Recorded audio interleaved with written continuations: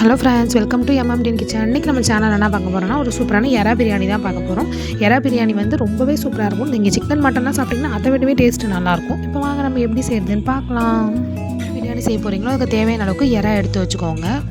இப்போது அது கூடவே புதினாவையும் இந்த மாதிரி கழுவி தண்ணியில் போட்டு வச்சுக்கோங்க. எண்ணெய் 2 ஸ்பூன் சேர்த்துக்கோங்க. நெய் ஒரு பெரிய ஸ்பூனில் 2 ஸ்பூன் சேர்த்துக்கோங்க. என்னடா இவ்வளோ நெய் சேர்க்குறாங்கன்னு யோசிக்காதீங்க. நம்ம நெய் இருக்கிற இதுவே இதில் தெரியாது. அந்த அளவுக்கு டேஸ்ட்டு நல்லாயிருக்கும் நெய் சேர்த்தா, அதனால தான் சேர்க்குறோம். உங்களுக்கு வேண்டாம்னா நீங்கள் அவாய்ட் பண்ணிக்கலாம். இப்போ இது கூடவே பட்டை, லவங்கம், ஏலக்காய், பிரியாணி இலை எல்லாமே சேர்த்துக்கலாம். நல்லா கிண்டி விட்டுக்கோங்க. கரண்டியை கழுவிட்டு தொடச்சிக்கோங்க, இல்லைனா நம்ம எண்ணெயில் வச்சா அது மேலே அடிக்கும். அப்புறம் இது கூடவே ஏலக்காய் 2 இல்லை 3 சேர்த்துக்கோங்க. இப்போ இது கூடவே 3 வெங்காயத்தை இந்த மாதிரி பொடி பொடியாக நறுக்கி சேர்த்துக்கோங்க. வெங்காயம் சேர்த்துட்டு நல்லா வெங்காயம் பொன்னிறமாக வர வரையும் நல்லா வதக்கி விட்டுக்கோங்க.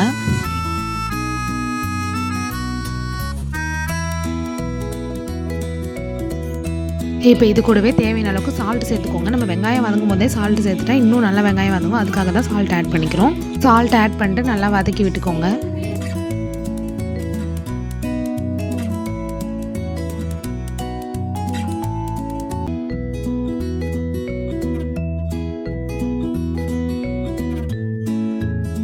இப்போ இது கூடவே இஞ்சி பூண்டு பேஸ்ட்டு தேவையான அளவுக்கு சேர்த்துக்கோங்க.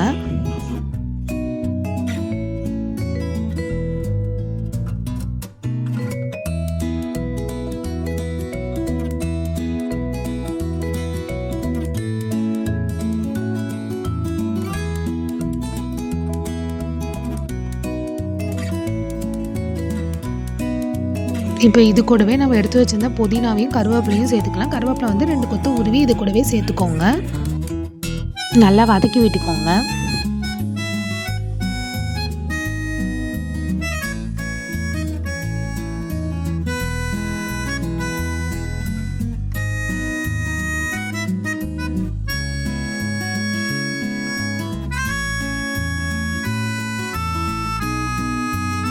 இப்போ இது கூடவே நம்ம அரைச்சி வச்சிருந்தா தக்காளி சேர்த்துக்கலாம். தக்காளி ரொம்ப சின்னதாக இருந்ததுன்னா ஒரு 4 இல்லை 5 சேர்த்துக்கோங்க. ஓரளவுக்கு பெருசாக இருந்ததுன்னா 3 இல்லை 4 போதும். தக்காளி நம்ம அப்படியே சேர்க்கறத விட அரைச்சி சேர்த்துட்டா வாயில் ஆப்பிடாமல் இருக்கும், டேஸ்ட்டும் நல்லாயிருக்கும்.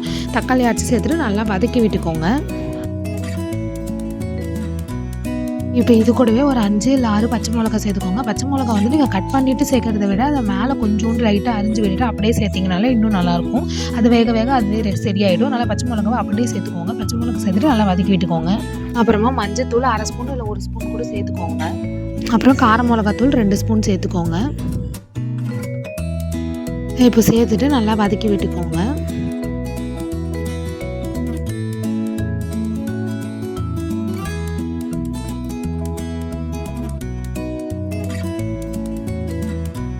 இப்போ இது கூடவே கரம் மசாலா தூள் 1 ஸ்பூன் இல்லை 1.5 ஸ்பூன் அந்த மாதிரி சேர்த்துக்கோங்க.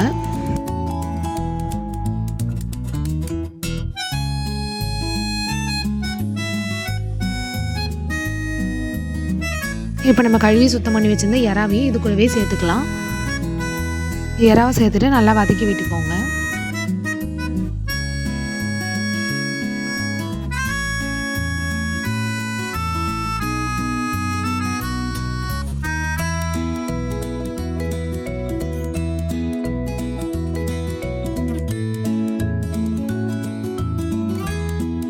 இப்போ நம்ம ஊற வச்சிருந்த பிரியாணி அரிசியை இது கூடவே சேர்த்துக்கலாம். பிரியாணி அரிசி அப்படியே சேர்க்கறத விட கொஞ்சம் நேரம் ஊற வச்சுட்டு சேர்த்தா இன்னும் சாஃப்டாக நல்லாயிருக்கும். அதனால தான் அப்படி பண்ணுறோம். இப்போ அரிசி சேர்த்துட்டு நல்லா மிக்ஸ் பண்ணி விட்டுக்கோங்க. நீங்கள் எவ்வளோ எறா எடுக்கிறீங்களோ அதுக்கேற்ற மாதிரி சாதம் சேர்த்துக்கோங்க. அதிகமாக சேர்த்தாலும் டேஸ்ட்டு நல்லா இருக்காது. அதனால தான் அதுக்கு தேவையான அளவுக்கு கரெக்டாக சாதம் சேர்த்துக்கோங்க. நல்லா மிக்ஸ் ஆகிற அளவுக்கு இந்த மாதிரி நல்லா கிண்டி விட்டுக்கோங்க.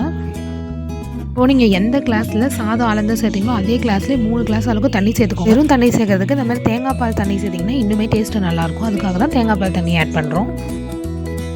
இப்போ நம்ம ஏற்கனவே சால்ட் ஆட் பண்ணியிருப்போம். திரும்ப பத்தலைன்னா தேவையான அளவுக்கு ஆட் பண்ணிக்கோங்க. இப்போது கொத்தமல்லி தாராளமாக நிறையவே சேர்த்துக்கோங்க. கொத்தமல்லி நிறைய இருந்தால் டேஸ்ட் இன்னும் நல்லாயிருக்கும். இப்போவும் நம்ம கொத்தமல்லி சேர்த்துக்கலாம். அப்படி இல்லைனா சாதம் வெந்ததுக்கப்புறமாவும் சேர்த்துக்கலாம். அவ்வளோதான். இப்போ நம்ம தேவையான எல்லாமே சேர்த்தாச்சு. நம்ம குக்கரை க்ளோஸ் பண்ணிக்கலாம். குக்கரை க்ளோஸ் பண்ணிட்டு விசில் போட்டுக்கோங்க. இப்போ பாருங்கள், ஒரு 3 இல்லை 4 விசிலுக்கு அப்புறமா ஓப்பன் பண்ணி பார்த்தீங்கன்னா நம்ம பிரியாணி ரொம்ப சூப்பராகவே ரெடியாக இருக்கும். நம்ம எப்போயுமே ஒரே மாதிரி சிக்கன் பிரியாணி, மட்டன் பிரியாணி செஞ்சு கொடுக்காம ஒரு வாட்டி டிஃப்ரெண்ட்டாக எறா பிரியாணி செஞ்சு கொடுத்தீங்கன்னா எல்லாருமே விரும்பி சாப்பிடுவாங்க. சிக்கன் மட்டனை விட எறா பிரியாணி டேஸ்ட்டு சூப்பராக இருக்கும். நீங்களும் வீட்டில் ட்ரை பண்ணி பாருங்கள், ரொம்பவே சூப்பராக இருக்கும். வீடியோ பிடிச்சிருந்தா லைக் பண்ணுங்கள், கமெண்ட் பண்ணுங்கள், ஷேர் பண்ணுங்கள். மறக்காமல் MMDN கிச்சனை சப்ஸ்கிரைப் பண்ணிக்கோங்க. அப்போ தான் நம்ம நெக்ஸ்ட் அப்டேட் பண்ணுற வீடியோலாம் உங்களுக்கு உடனே வரும். தேங்க்யூ ஃபார் வாட்சிங்.